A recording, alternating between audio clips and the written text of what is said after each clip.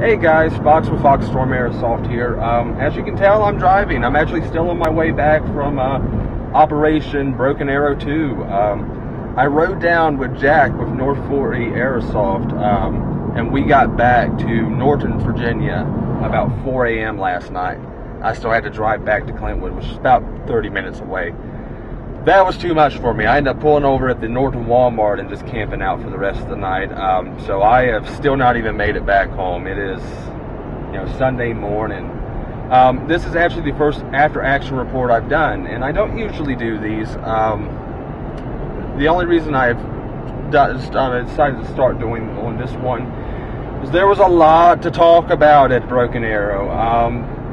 And some of it is going to be negative. There was a lot of issues with this, not with the game. I feel I've got to preface everything with that. This game was awesome. I have never been to an airsoft game with so many moving parts as this one. This one was really freaking amazing. We had so basically the whole storyline for this, if I don't butcher it up, is you had the IRA faction, which wanted a nuclear bomb so they could bomb London, I think it is. So they end up paying this guy named Flex, who was played by Mike Graham from GSF Airsoft, I'm not sure if he was supposed to get the bomb or if he was supposed to just kind of get the people to get the bomb. But anyways, this bomb is in a plane flying over this small town, and for some reason or another it ends up crashing, over this small civilian population. IRA doesn't like that. They want their bomb back. So Flex ends up bringing in, paying all these different factions. We had the Russian Mafia, the local police department, which I was a part of, and that was awesome. We'll get into that a little later on in the video. But what else was there? The civvies. Of course, you had Op 4, the tan guys, and I am sure I am missing some. But anyways, lots of kind of little moving parts in this game, and really kind of more story driven. It was really awesome. And all the issues weren't with the game itself. The issues were with one of the event organizers mainly. And I don't usually do call outs or blasting people, but this guy really got under my skin. So that's what this video is going to be about. So Danny from TOG, this is for you. We'll get to you later on. But back to the game. So I was actually one of the deputies for the police department of this, small local town that this bomb crashed in. The police chief was played by Ryan Martin, which any of you guys from GSF knows. We had Savannah on there. We had several guys running with us. I mean, we're kitted out in full police kit. We had a car with lights and siren playing over the speakers. It was pretty awesome. And if anybody broke any of the game rules, or if you shot a civilian without calls, we went and arrested you. And if you shot us, yeah, we come to arrest you. You could shoot us. Once I respawn, we're tracking you down and we're arresting you, and that happened several times. This was an awesome game, very new experience, as a in-game ref, which was kind of this police force's job.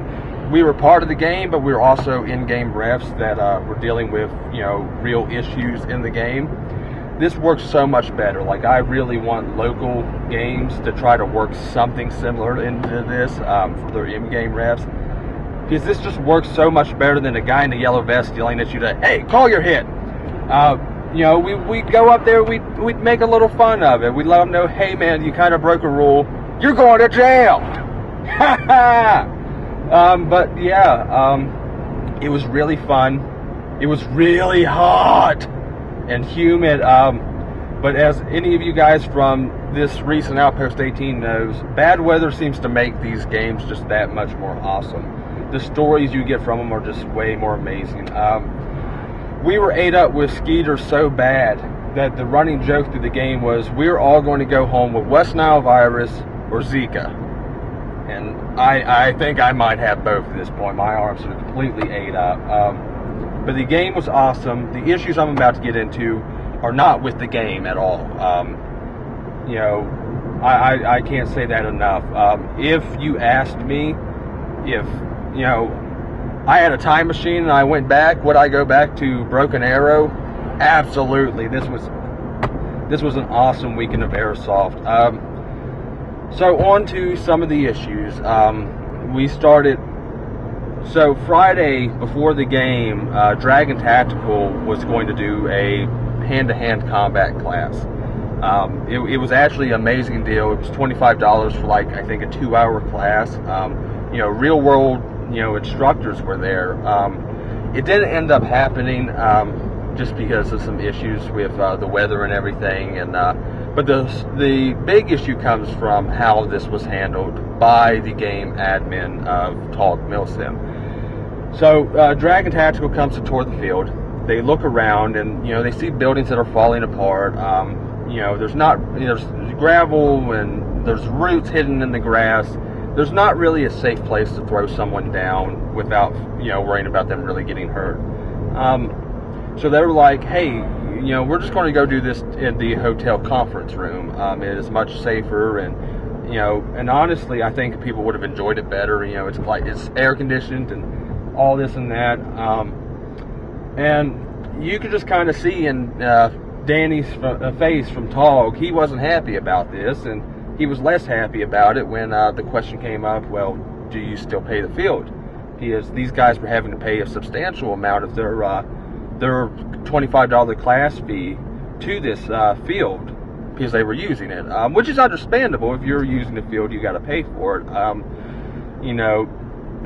But I don't know. He almost acted like he expected them to still pay it.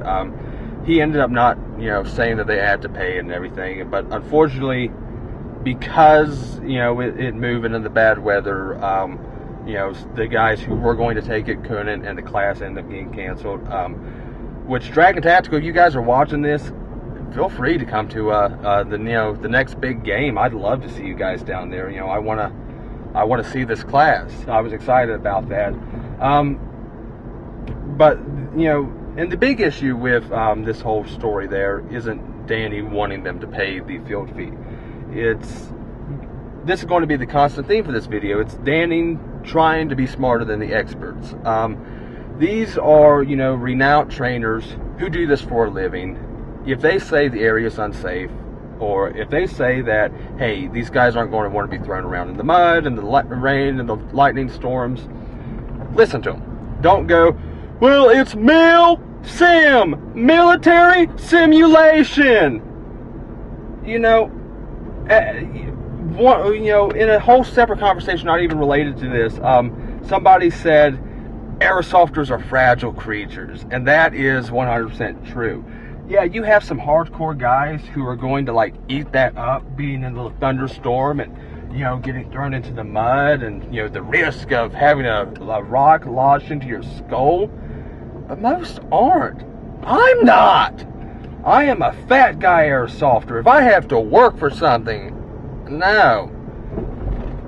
But, you know, and they were trying to explain this to him, and they were trying to explain the big safety concerns behind having it at the field, and he tried to bypass the expert and say he was smarter than them. And like I said, that's going to be a theme of this whole thing.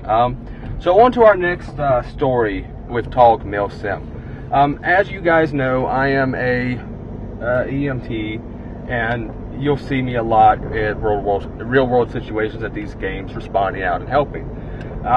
There's another guy, I'm not going to say his name or anything in case he doesn't want to be named in the video, who was helping me this game during some real worlds, which we had several. We had a lot of heat exhaustion. We responded to, I think it was 3 different real worlds during this game. One was very, very serious. I can't get into any details. If you were there, you know exactly the one I'm talking about. So the very serious one went off without a hitch. We didn't have any kind of issues. The next one, which was heat exhaustion to a lesser extent than the first one there. Forgive the camera swinging, guys. I've got my tripod just set up here in the passenger seat. But at the second real world, we get called. we get told, whether by a person or a radio call, I don't remember at this point, that there's another heat exhaustion down there by the tank shed on this field. I think it was the tank shed, but wherever it was on this field. So we respond out there, thinking this is going to be round 2 for heat stroke, and we're about to have the rescue squad called out again. As we are running down the field, me, one EMT, and another guy who was responding, I think he has first responder, he may be an EMT too. Like I said, I'm not going to go into their names in case they don't want to be named in this. But so 3 of us are responding out, and as we're running across this field, I hear Danny from TOG yell, "It's okay! My guy already checked him out. He doesn't need to go to the hospital or anything." And I whip back and I holler back at him, "That's not up to you." So we run out there, and it did end up being minor. We were able to rehab the guy in an air-conditioned room and get him back up, and I think he was playing about an hour later, which is awesome. The first one we had to send out by ambulance, unfortunately. And that young lady that we sent out, if you're watching this video, I am sorry that happened to you, and I hope you feel better. So then we have a third real world. This one actually ended up being nothing, but this is where the big blow up comes into. So I'm walking down through the staging area, and someone comes up to me and is like, "Hey, they're saying on the radio that there's a diabetic guy passed out." So I start listening to a radio chatter that's going on next to me. It's not on my frequency. I'm on the frequency that the police department was using for this game. So I'm listening to the chatter, and they're talking about a diabetic guy. They're trying to get into a car to get his medication or something. So we're thinking this guy's passed out, and these guys are about to try to force give him insulin, which, if you don't know what you're doing, can kill someone. So I grab this radio from the guy. I run over there to this other EMT who was helping me in these real worlds, and we end up responding out. He goes to get his medical kit out of the car, so I'm running a few seconds before him. Excuse me. So I'm running a few seconds before him, and when we get there, we have Danny from TOG sitting in his truck at the scene. This guy is not in any kind of emergency, the guy who was having the diabetic problems. What it was is his insulin was locked in his car, and he was just worried about the heat affecting it, because you have to keep insulin at a certain temperature range. And so he was trying to get a hold of the guy who had the key to the car, and I guess the guy who stopped me just heard diabetic and assumed it was an emergency. So we respond out. It ends up being nothing. I holler up on the radio to this other EMT, "Hey, you can disregard, this isn't nothing." That was supposed to be the end of it. Danny from TOG Milsh them gets on the frequency. This is channel 1, by the way, that all this is taking place on. He gets on the frequency and goes, "This is my command channel. All you medical guys need to get off it." I had had enough of Danny at this point, and despite that, guys, what I did next was wrong. I got into a big shouting match with him. I hollered back into the radio that medical takes priority. We will take any channel we want. Which the information is not wrong. As a medical responder, especially in the state of Virginia, if I roll up on a real world and I want the entire field cleared, for whatever reason, if I think we can't get this guy out safely with anybody doing anything on the field, we'll clear the field. And all the local field owners, I think wouldn't have a problem with that. I think they would understand that I'm only doing it because it is necessary, and we need to help this, poor guy or gal who is hurt. Danny didn't. So, sorry guys, the battery in the camera died, so I had to pull over and do a tactical reload on it. I think I was about to the point of the story where I got into the shouting match with Danny. He yelled in on the radio, "Get off my channel," pretty much. I hollered back, "Well, it's a medical response, it's my channel now," something along those lines. So I'm in this shouting match with him, And we're going back and forth. You know, I'm telling him medical takes priority. We'll take any channel we want. He keeps on saying, well, I have to maintain control. And, you know, that's kind of the point that I really kind of snapped at him and said, well, you haven't had control all day long. And, you know, like I said, guys, where I was wrong is how I said this stuff. I should have never in any situation blown up at him. That is 100% wrong on my part. Plain and simple. You know, I go to, you know, I ref GSF indoor sometimes, and, you know, while, you know, embedded ref with the police department faction on this game, especially as a ref, I should have been able to maintain my cool so much better than I did at that point. So, completely wrong in that instance. I do stand by what I said, however. This guy, I don't know. Really, I don't think he needs to be doing anything airsoft related at this point. He can't organize anything. You know, his green guys were guarding a place. You know, like his entire green team was guarding this one section of the field that, you know, the Op 4 leader even told him, like, hey, we're not really interested in that. Because at these Op 4 controlled games, you know, there's kind of a overarching storyline too that the Op 4 tries to stick with, you know, and to kind of control the game, you know, there's communication going back and forth between admins and you know, COs and everything else. You know, they're not rigging the game or anything by any means. The game is still very much you know, player controlled. It's just you know, if there are a bunch of, you know, 40 green guys, you know, walking down a trail, you know, the Op 4 admin may see that and go like, hey, they look like they could use firefight and some fun. Let's send a bunch of tan guys over there to them. And there's just kind of this communication back and forth. Despite this communication, you know, Danny completely failed at leading his guys. Like I said, they were guarding, I think it was Sim City, just about all day long. And they're standing out in this, you know, hot North Carolina humid sun all day long for nothing. And a lot of them didn't know what was really going on. A lot of the ones I spoke to didn't get the kind of the storyline of the whole game. This was a really kind of story-driven game, which I really liked. I would love to see more story in, you know, games like this one. This was absolutely amazing. You know, and that came down to because, you know, Danny was getting the story throughout the day. The squad leaders were getting the story throughout the day, I believe, and it just wasn't getting to the actual green team. So really, the guy, as much as I hate to say it, I don't think should be doing anything airsoft related as far as organizing games. He has no ability to just accept, you know, small hiccups that happen at airsoft games. You know, you go to an airsoft game, you're always going to have a guy who, you know, doesn't call his hits, and you're always going to have 20 people who are saying, you know, so-and-so's not calling their hits, or that team, you know, they're awful, they're not calling their hits, and it's just airsoft. Like, as much as we try to prevent it, there's always going to be those few. Yeah, he can't let any of that go.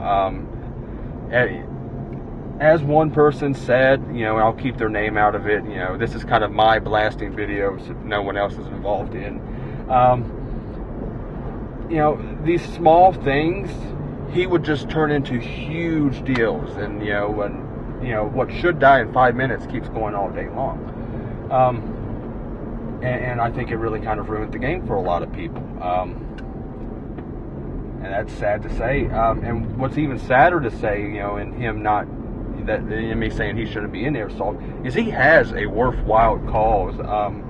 I forget the name of his organization, but it helps veterans with PTSD, you know, and it's really a worthwhile kind of thing. And I hate to say that he shouldn't be doing it. You know, I just don't think he is the kind of person who should organize an airsoft game. That's just my personal opinion on it. You know, there was there were several times that I've heard, of Danny yelling at people and everything else throughout this game over nothing. And one of the things that I think kind of hurt a lot of the Op4 guys, so at the end of all these, big games, there's usually an awesome raffle going on. And any of you guys who played like North 40 and Data Troops games on the Op4 side know that usually Op4, we'll get a raffle ticket and a patch. I had to go and ask several times just to get a patch because I love my patch wall. I wasn't going to leave without a patch. And raffle tickets, somebody from the GSF field had asked, hey, do Op4 guys get a raffle tickets? And the response he got was a very rude, well, did they pay full price? Which, not getting a raffle ticket is not the big deal. The big deal is that he made it blatantly obvious that his feelings were the Op4 weren't worth anything because they didn't pay full price to get in.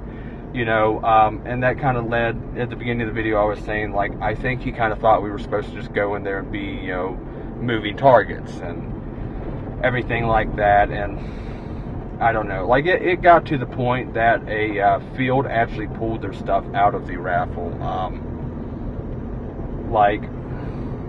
I can't comment on what any of the fields are doing. I talked to several of the owners about their opinion of the game, and it was mixed opinions all around.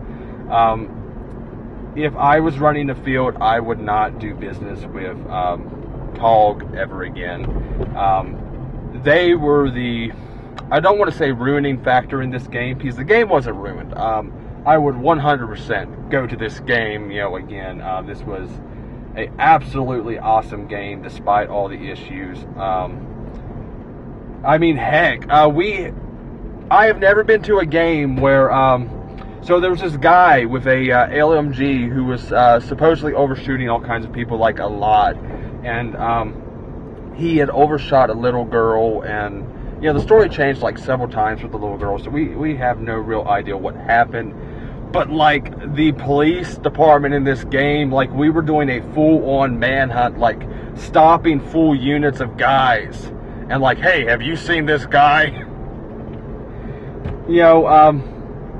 It was really an awesome game. I mean, if you guys know Rob Hamilton, I tried to stop a truck of him and 15 tan guys and do an immigration checkpoint. And so they stop and they start dismounting, and I start going, hey, I need to see all of your papers. Rob gets out and he was just real serious. He looks at me and goes, don't make me start killing cops, Cody. I back away. Point taken. This was a awesome game. A terrible game organizer. I guess that's the gist of this video. And because I kind of hang around with several of the field owners, and I talk to a lot of the, the organizers and a lot of the Op4 guys, I have to make it very clear. All of this in this video is my own opinion. I'm not officially affiliated with anyone. I'm not on any kind of team, or I don't work for any kind of field. I try to go and help out any field as much as I can. But, it's all 100% my opinion. Has nothing to do with them. So you guys shouldn't judge them favorably or badly based on my opinion.